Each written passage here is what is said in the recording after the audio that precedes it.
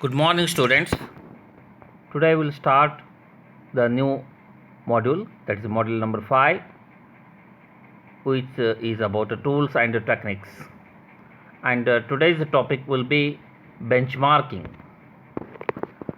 And the topics discussed in the benchmarking today are introduction, where we will study the definition of benchmarking, second one, reasons to benchmark, third one, process or benchmarking process. Benchmarking is a systematic search for best practices, innovative ideas, and highly effective operating procedures. Or it is a systematic method by which organizations can measure themselves against the best industry practices. So it's moving towards the best practices through innovative ideas or highly effective operating procedures. Implicit in the definition of the benchmarking, there are two key elements. First, measuring performance requires some sort of units of measure. These are called metrics and are usually expressed numerically.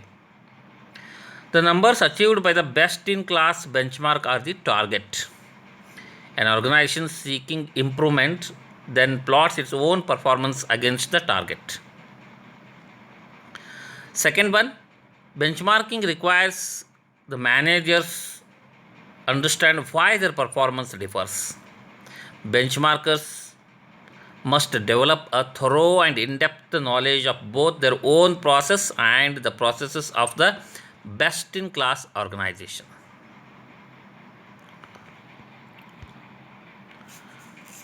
Reasons to benchmark. That is, why benchmarking should be done. Basically, it's a tool to achieve business and competitive objectives. It is powerful and extremely effective when used for the right reasons aligned with the organization strategy. So, basically, to know the position of the organization in the market, especially in the competitive market, where they stand. Benchmarking can notify the organization if it has fallen behind the competition or failed to take advantage of important operating improvements developed elsewhere. And it is a time and cost efficient method also, because the process involves imitation and adaptation rather than pure invention. Benchmarking partners provide a working model of an improved process, which reduces some of the planning, testing, and prototyping efforts. And it allows for goals to be set objectively. And it enhances innovations by requiring organizations to constantly scan the external environment and to use the information obtained to improve the process. Basically, to know the position and to reduce the time and cost, and it will provide a working model for improvement, and hence it can allow to goal settings, and there is a scope for innovation also. For these reasons, benchmarking has to be done. Coming to the benchmarking process, it is a process. Again, it is a continuous improvement process. So there are basically 6 steps to be followed in the benchmarking process. Organizations that benchmark adapt the process to best fit their own needs and culture. Although the number of steps in the process may vary from organization to organization, basically 6 steps are adopted where the core techniques are involved. First one, decide what to benchmark. Second, understand the current performance. Third one, plan. Fourth, study others. Fifth, learn from data. And the last one is use the findings. So we'll move or study one by one. First one, in the benchmarking process, the first step is decide what to benchmark. Most organizations have a strategy that defines how the firm wants to position itself and compete in the marketplace. This strategy is usually expressed in terms of mission and vision statements. So, supporting these statements is a set of critical activities which the organization must do successfully to realize its vision. So, setting the vision and mission set statements. So, you set the vision and mission statements, then you will decide what to benchmark. Or in the vision and mission statements, only we will come to know what is benchmarked. Critical processes are usually made of a number of sub processes. In general, when deciding what to benchmark, it is best to begin by thinking about the mission and critical success factors.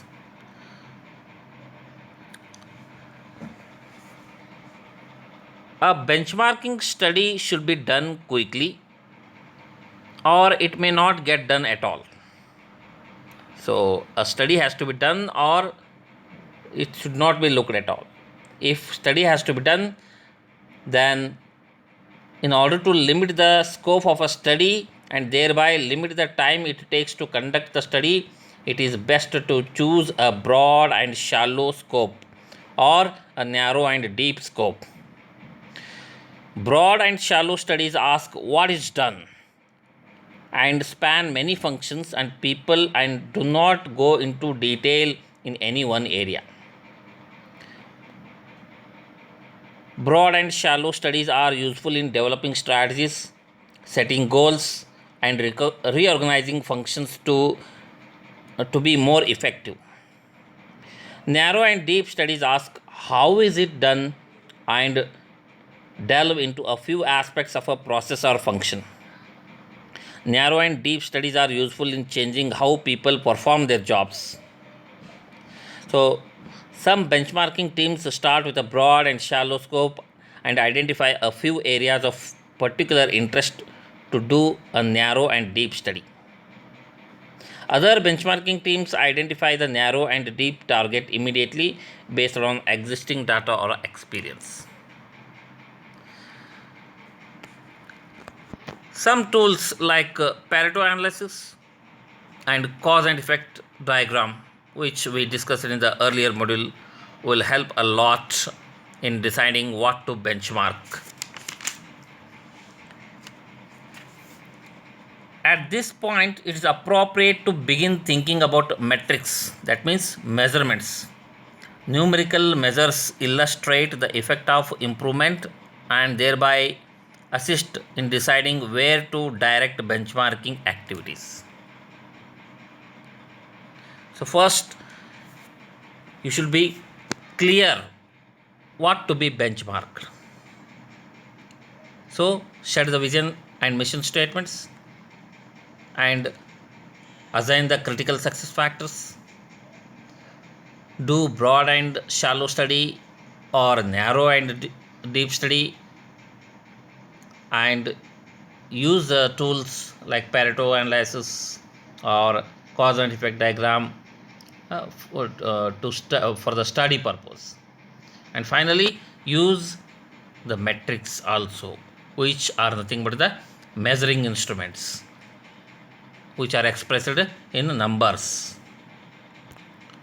Next point, understanding the current performance. This is a very important step in the benchmarking process. To compare practices to outside benchmarks, it is first necessary to thoroughly understand and document the current process. So, documenting the current process is a very important step. When documenting the process, it is important to quantify it. Units of measure must be determined. These are the key metrics that will be compared during the benchmarking investigation. Common examples like unit costs, hourly rates, asset measures, like this. So, use metrics, which are nothing but the units of measurements. And finally, special care should be taken when using accounting information. Most accounting systems were developed to satisfy external reporting requirements to the tax or regulatory authorities. So, accounting information should also be maintained while understanding the current performance. The first step, that is documenting the current process, is very helpful for understanding the current performance of any organization. Third step, that is planning. Once internal processes are understood and documented, it is possible to make decisions about how to conduct the study. If not already selected, a benchmarking team should be selected or chosen. And there are three main types of benchmarking: internal, competitive, and process. In most large firms, similar activities are performed in different operating divisions. Process type of benchmarking is also called functional or generic benchmarking.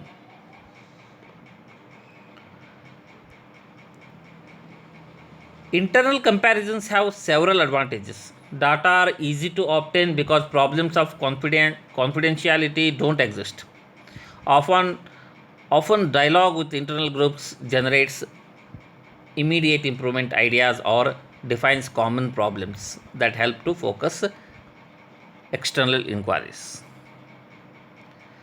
Second, that is competitive type of benchmarking. Any organization's survival depends on its performance related to the competition. In most cases, products and processes are directly comparable. Some competitors do share information and some may not share information. But you adopt any one type of or you select which type of benchmarking you have to make. You plan first internally or competitive and process, which is called functional or generic also. As I said, process benchmarking is sometimes known as functional or general benchmarking. The idea is that many processes are common across industry boundaries, and innovations from other types of organizations can be applied across industries.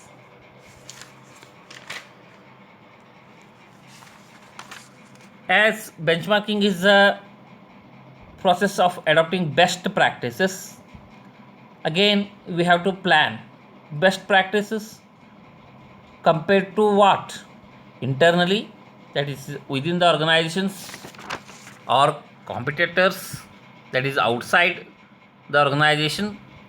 So whether we have to improve the internal processes only, or we have to adopt the competitors or outside organizations, or industry wide, throughout the industry we have to adopt the best practices. So you set planning whether you want to improve yourself only, or you want to beat the competitor, or you want to be equal to the competitor, or in the industry, in the whole industry you want to become top.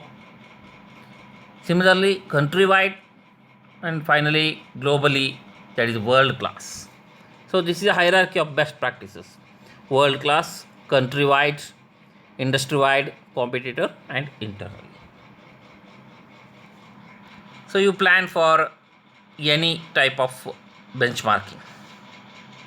Better it has to start with internally and up to the world class.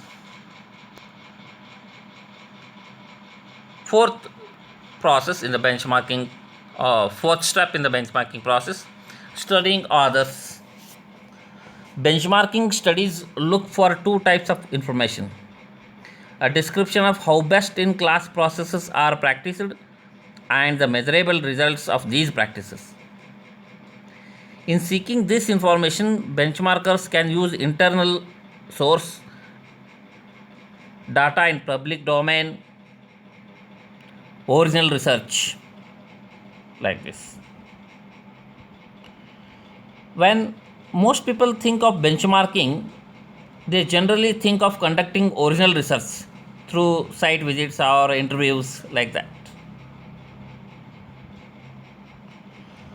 So studying involves you may study from internal source only, or the data which is available publicly, or you do your own research like site visit, go to the site and visit there, then focus group,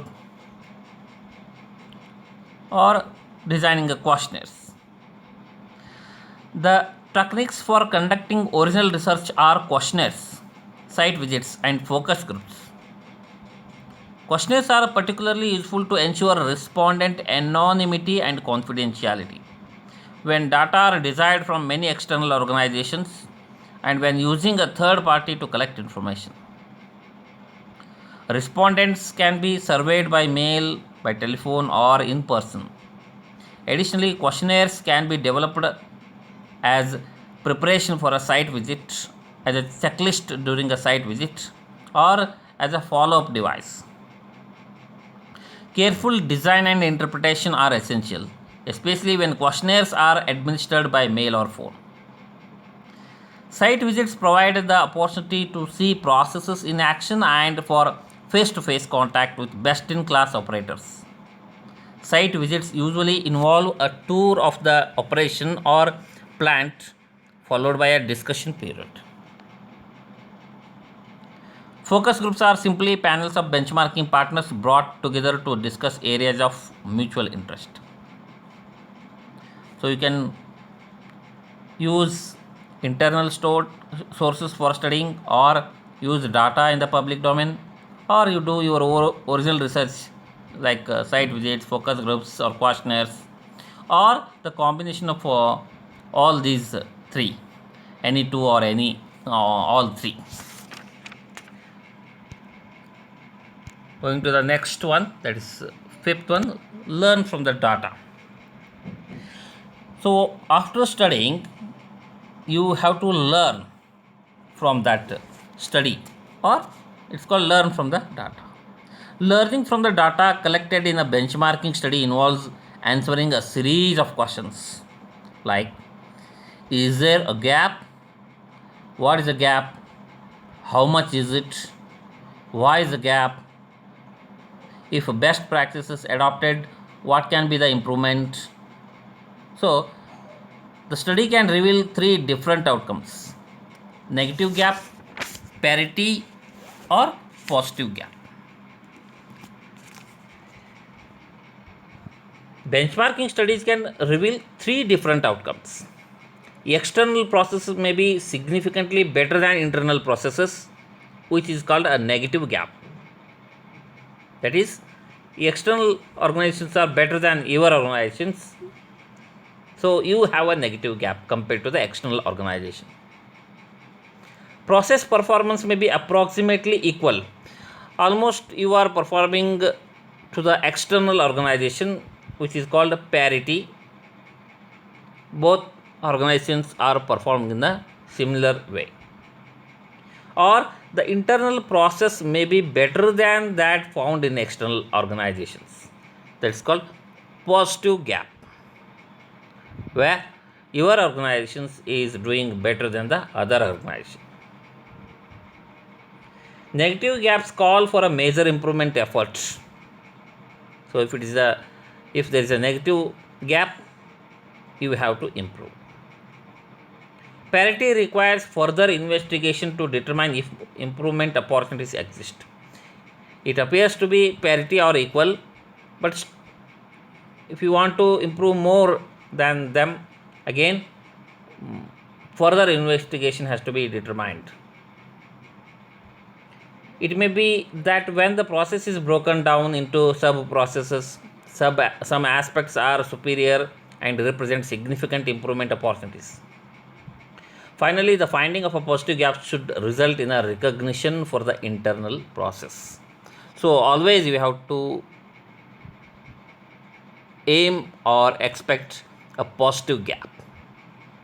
If there is a negative gap, improve, make it parity or positive gap. The last step in benchmarking process, that is using the findings.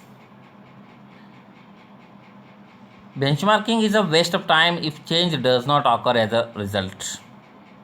To effect change, the findings must be communicated to the people within the organization who can enable improvement. The findings must translate to goals and objectives, and action plans must be developed to implement new processes. When acceptance is gained, new goals and objectives are set based on the benchmark findings. Exactly how this happens depends on the individual organization's planning process. The generic steps for the development and execution of action plans are mentioned here. There are 7 action plans: specify tasks, sequence task, determine resource needs, establish task schedule, assign responsibility for each task, describe expected results, and last is specify methods for monitoring results. So by using the findings, development and execution of action plans should be done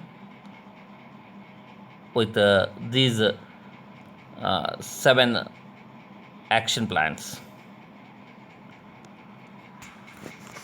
So this ends today's session. Please participate, all of you participate in today's quiz, which will be based on today's session only. And for any queries, please ask me or Rahul sir. Will be there to help you. Thank you.